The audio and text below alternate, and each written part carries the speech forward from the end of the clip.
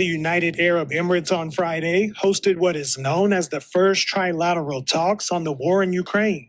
Delegations from Russia, Ukraine, and the United States met in Abu Dhabi to negotiate a possible end to the war that's been going on for almost 4 years now. The UAE's president was seen sitting with President Trump's son-in-law, Jared Kushner, U.S. envoy Steve Witkoff, Ukraine's Secretary of the National Security and Defense Council, and Russia's head of the main directorate of the General Staff of the Russian Armed Forces. And a major part of the negotiations is over a piece of land in eastern Ukraine, which has been a key sticking point in efforts to reach an agreement to end the war. Kremlin spokesman Dmitry Peskov said this.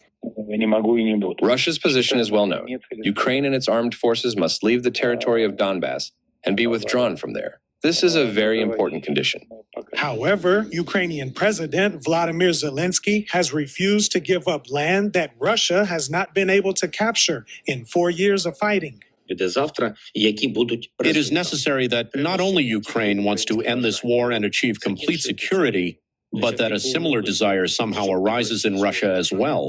Zelensky also said he was willing to withdraw troops from eastern Ukraine if Russia does the same and the area becomes a demilitarized zone monitored by international forces. Meanwhile, in Ukraine, the country's top energy executive said he hoped for a so-called energy ceasefire that would stop Russian attacks on Ukraine's energy infrastructure, which has left, according to the EU, over 1 million people without power. Russia says it's targeting military and energy infrastructure used in the interest of Ukraine's armed forces. And Poland has begun sending hundreds of generators to Ukraine to help provide electricity to residents who have been facing freezing temperatures.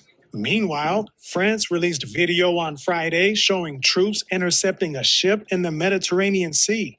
The ship is suspected of being a Russian Shadow Fleet tanker sailing under a false flag and is now under investigation. Russia has been known to use such vessels to avoid sanctions, and it continues to sell millions of barrels of oil to countries such as India and China.